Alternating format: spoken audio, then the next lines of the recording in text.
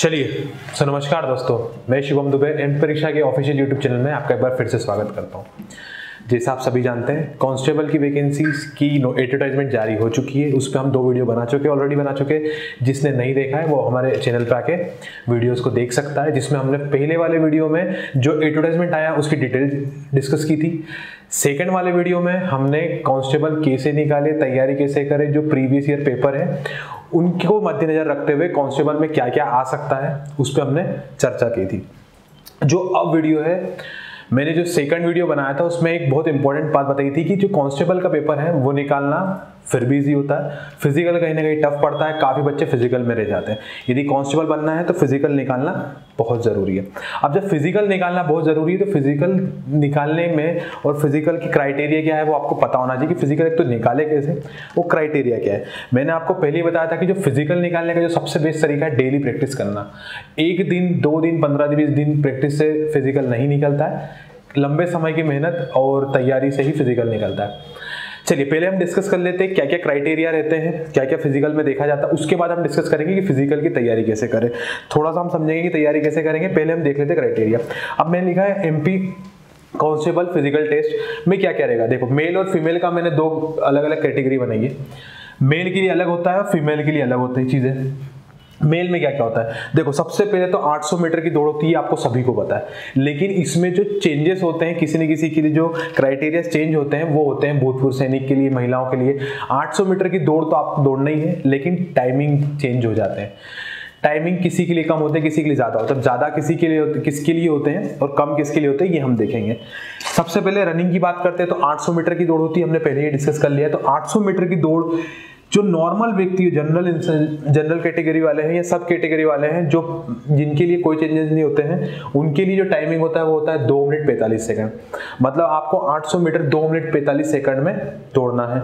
जो भूतपूर्व सैनिक रह चुके हैं उनके लिए रहता 800 मीटर ही है, लेकिन टाइमिंग थोड़ी सी बढ़ जाती है, उनको थोड़ा सा टाइमिंग ज्यादा मिलती है। उनके लिए 3 मिनट 15 सेकंड होते हैं इस रेस को कंप्लीट करने के लिए। चलिए, तो उनके लिए 3 मिनट 15 सेकंड होते हैं। अब होमगार्ड सैनिक की बात करते हैं तो उनके लिए भी जो टाइमिंग होता है वो 3 मिनट 15 सेकंड होता है, और जो 800 मीटर रहता है वो सेम रहता है। तो मतलब 800 मीटर भूतपूर्व सैनिक के लिए 3 मिनट 15 सेकंड और होमगार्ड के लिए 3 मिनट 15 सेकंड, ये अलग रहते हैं। और जो जनरल कैटेगरी है, ओबीसी, जो भी मतलब पहली बार कांस्टेबल बन रहा है, तो कोई भी कैटेगरी का हो, जो भूतपूर्व सैनिक नहीं रहा है या कुछ भी पुरानी ड्यूटी में नहीं रहे, तो उनके लिए 2 मिनट 45 सेकंड रहेंगे, बाकी के लिए 3 मिनट 15 सेकंड रहेंगे। अब इसके बाद जो इंपॉर्टेंट होता है वो होता है गोला फेंक। ठीक है, तो गोला फेंक होता है वो होता है 19 फीट का। 19 फीट फेंकना होता है किसको, जो नॉर्मल कैटेगरी वाले हैं, जो जनरल है, ओबीसी है, एसटी एससी है, जो भी है, उनको फेंकना होता है कितने वजन का, 7 किलो 260 ग्राम का। लगभग 7 किलो 7.5 किलो मान लीजिए। आप तो प्रैक्टिस करो तो 7.5 किलो का पत्थर उठा के प्रैक्टिस करो, या फिर गोला जो भी आपके पास हो, क्योंकि जब वो आप फेंक सकते हो अच्छी दूर तक तो फिर इसको फेंकना आपके लिए आसान हो जाएगा। तो 7 किलो 260 ग्राम का किलोग्राम का ये भार होता है, गोला होता है, जो आपको 19 फीट फेंकना होता है। अब इसमें जो रिलीफ मिलता है वो मिलता है भूतपूर्व सैनिक को थोड़ा सा, उनके लिए 15 फीट फेंकना होता है। सेम वजन का गोला 15 फीट फेंकना होता है, और जो अपन नॉर्मल लोग हैं उनके लिए 19 फीट फेंकना होता है। तो ये आपको पता होना चाहिए। उसके बाद 17 फीट फेंकना होता है किसको, होमगार्ड सैनिक को। उनके लिए 2 फीट का और मार्जिन होता है, 2 फीट ज्यादा फेंकना होता है। मतलब 2 फीट इनसे कम होता है, लेकिन 2 फीट इससे ज्यादा होता है। तो 2 फीट सेम वजन का 7 किलो 260 ग्राम का गोला हमें 17 फीट फेंकना होता है। ये होमगार्ड वालों के लिए हो गए। अब मैं बात करता हूँ लंबी कूद की। अब लंबी कूद की यदि बात करता हूँ, मैं फीमेल हटा देता हूँ, फीमेल का अपन बाद में डिस्कस कर लेंगे।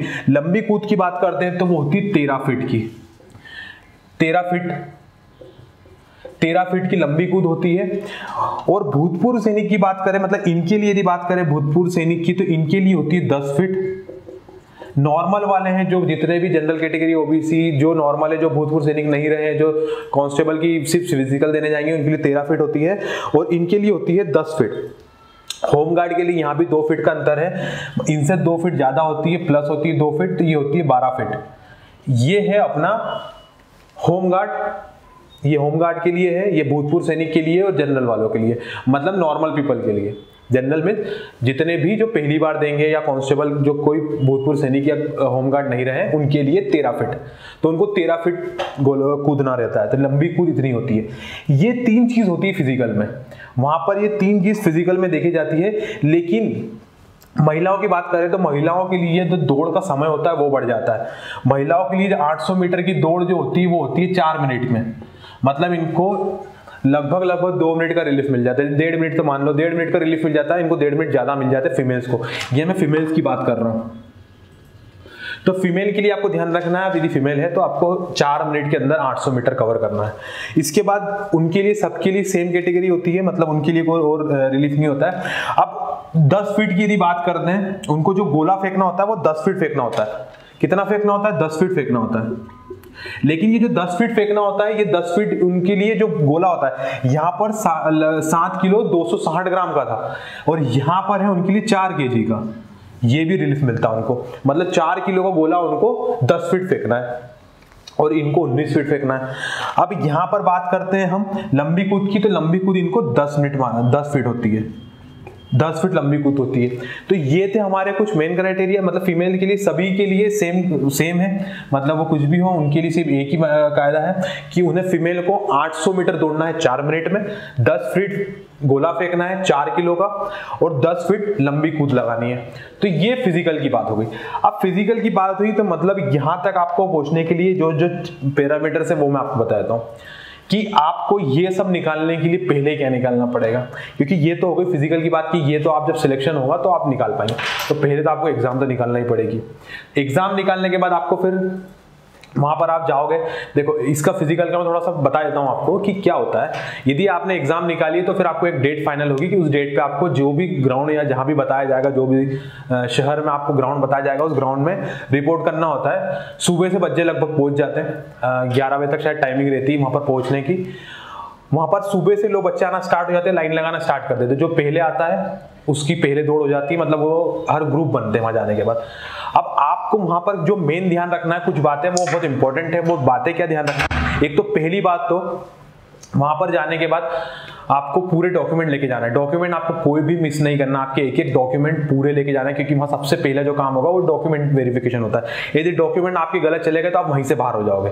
तो डॉक्यूमेंट आपके पास प्रॉपर होना चाहिए। साथ में आप जैसे ही वहां पर डॉक्यूमेंटेशन कंप्लीट होता है तो आपको एक चेस्ट नंबर दिया जाता है। वहां पर कोई भी नाम से नहीं जानता क्योंकि काफी बच्चे होते हैं। तो चेस्ट नंबर आपने देखा होगा, वो टांग के चेस्ट नंबर लिखा रहता है, उस पर कोई एक नंबर लिखा रहता है। वो चेस्ट नंबर कभी नहीं घुमाना। ऐसा नहीं कि वहां थोड़ी देर फ्री बैठे हैं तो कहीं उतार के रख दिया और वो घूम गया। चेस्ट नंबर से ही आपका हर चीज जज की जाएगी वहां पर। मतलब आपके चेस्ट नंबर लिख लिया जाएगा कि चेस्ट नंबर ये है, उसी की दौड़ में इतना था। यदि चेस्ट नंबर खो दिया तो फिर आपका कोई मतलब नहीं वहां पर, आपका कोई नोट नहीं करेगा वहां पर कि आप कौन से चेस्ट नंबर क्या कितना। तो चेस्ट नंबर हमेशा संभाल के रखना। वो एक बार पेन लिया तो फिर पेने रहिए चेस्ट नंबर।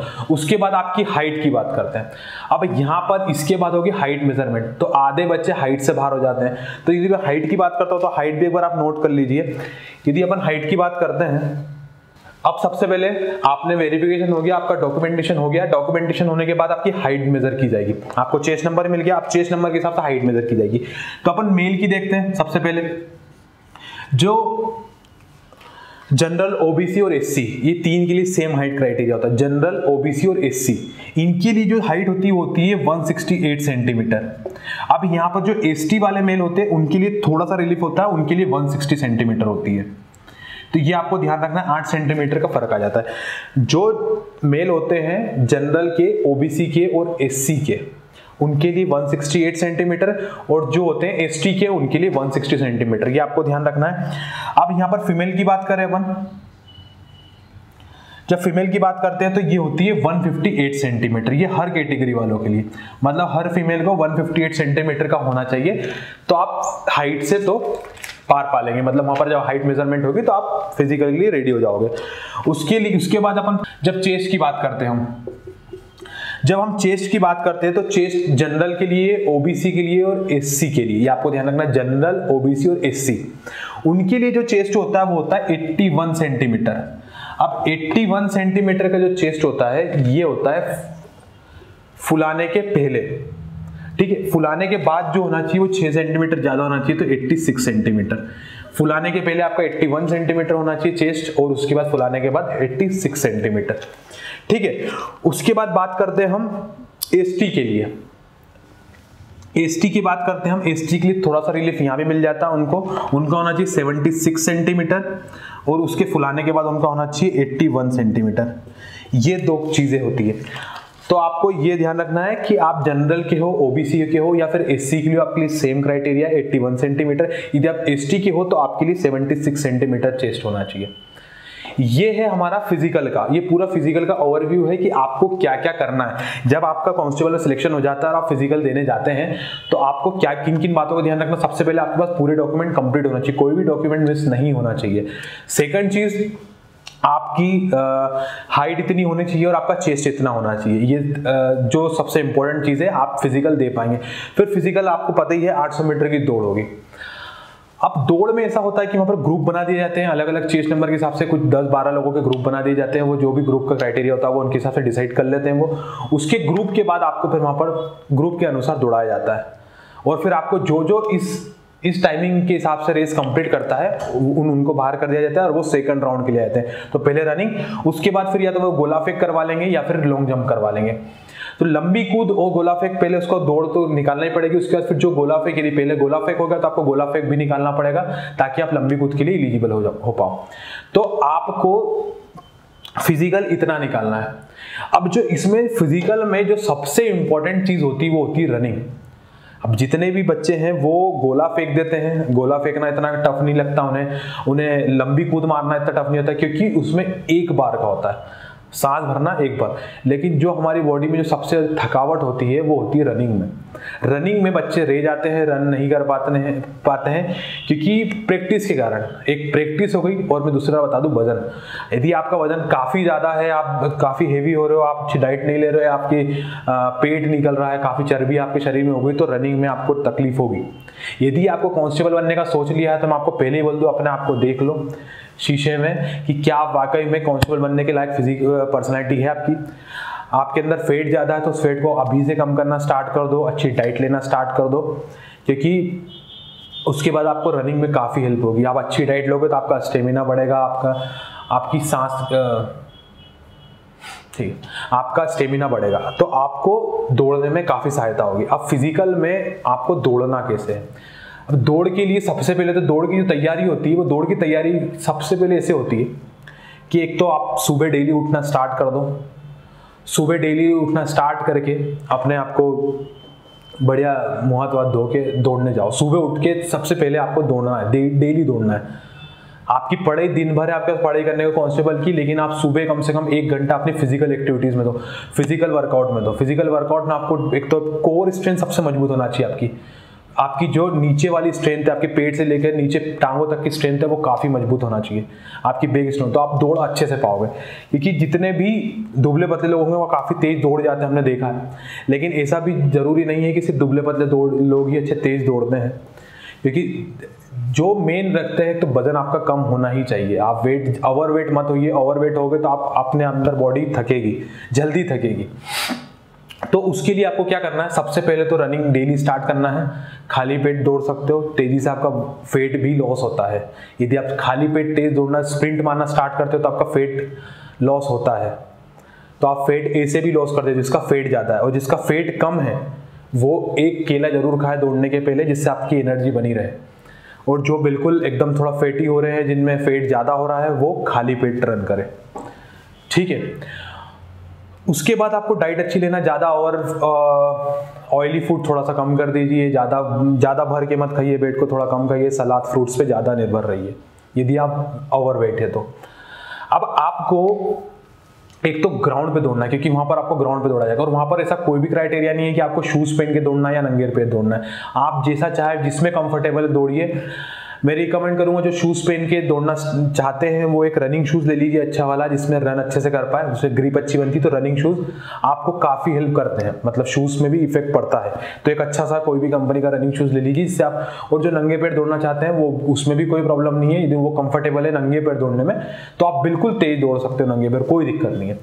उसके बाद आपको जो ध्यान रखना है एक तो ग्राउंड पे दौड़ना स्टार्ट कर दीजिए, कड़क जमीन पे ना दौड़े, मतलब जो टाइल्स वाली जमीन होती है या फिर रोड होती है, ऐसा नहीं बोल रहा हूँ कि इसमें काफ़ी डिफेक्ट था, लेकिन उन पे इतना इफेक्टिव नहीं होती रनिंग। इफेक्टिव रनिंग हमेशा ग्राउंड पे होती है, जो मिट्टी वाले ग्राउंड होते हैं उन पे ही होती है। तो कोई भी ग्राउंड अपने आसपास का देख ले और वहाँ डेली दौड़ना स्टार्ट करे, घास वाली जगह पे, मिट्टी वाली जगह पे यहीं पर दौड़ना स्टार्ट करें। अब वहाँ पर क्या होती है, सर्कल में होती है, ओवल शेप का एक सर्कल होता है इस प्रकार का, यहाँ पर रनिंग होती है, ठीक है। तो यहाँ पर ट्रैक होता है, आपको ऐसा दौड़ना पड़ता है।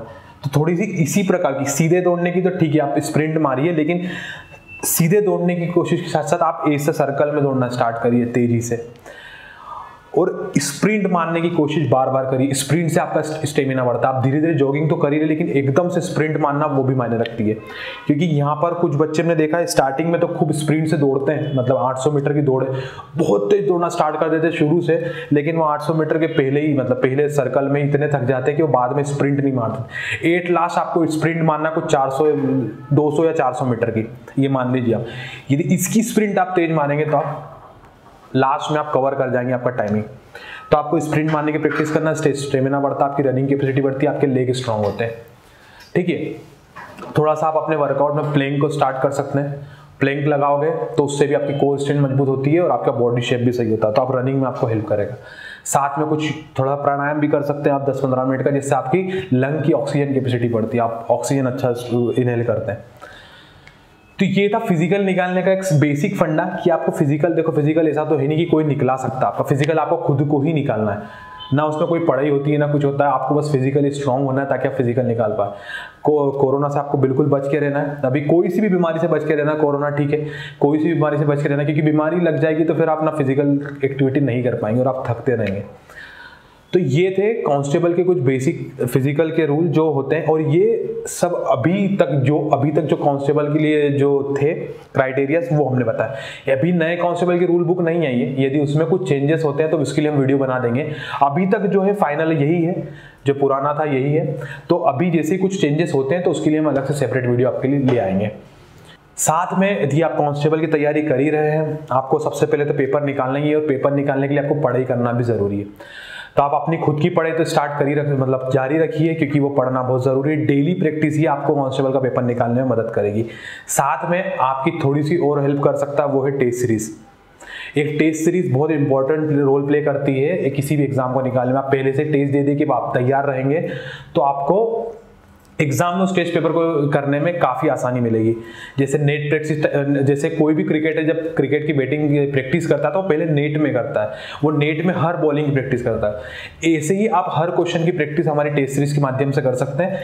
हमारे ऐप पर MP कांस्टेबल की टेस्ट सीरीज प्रोवाइड है, जिसमें आपको 50 FLTs पूरी मिल रही है। साथ में आप डेली डोज, यदि आप टेस्ट सीरीज नहीं भी बाय कर सकते हैं तो आप हमारे ऐप में आके कांस्टेबल का डेली डोज चल रहा है, जो कि फ्री में होता है। अलग अलग टाइम पे उसके अलग अलग सब्जेक्ट के डेली डोज होते हैं, जिसमें 10 क्वेश्चन आपको डेली प्रैक्टिस करने को मिलेंगे। जैसे मैथ्स के, तो मैथ्स के डेली 10 क्वेश्चन प्रैक्टिस करने को मिलेंगे, रीजनिंग ही करने को मिलेंगे। तो ये आपको करने में सबसे बड़ा फायदा है कि आपको फ्री में डेली 10 क्वेश्चन करके आपको ऐसे बहुत सारे महीने में 300 क्वेश्चन की प्रैक्टिस तो ऐसे 10 मिनट में हो जाती है। और उसमें जो सबसे सही चीज है वो है 10 मिनट हम दिए जाते हैं, 10 क्वेश्चन सॉल्व करने के लिए 10 मिनट दिए जाते हैं। तो आपकी स्पीड भी बढ़ेगी, आप उसमें डेली आप लगा सकते हैं, वो फ्री ऑफ कॉस्ट है। आप आ सकते हैं हमारे ऐप पे, तो आपको ऐप पे डाउनलोड करने के नीचे लिंक दी हुई है, उस लिंक पे जाके आप अपना हमारा ऐप डाउनलोड कर सकते हैं। तो धन्यवाद दोस्तों, ये वीडियो आपको कैसा लगा कमेंट बॉक्स में कमेंट करके जरूर बताइएगा।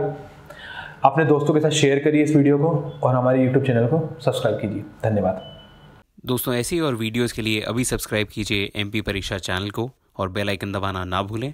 और अगर आप किसी भी एग्ज़ाम की तैयारी कर रहे हैं तो अभी डाउनलोड करें परीक्षा ऐप।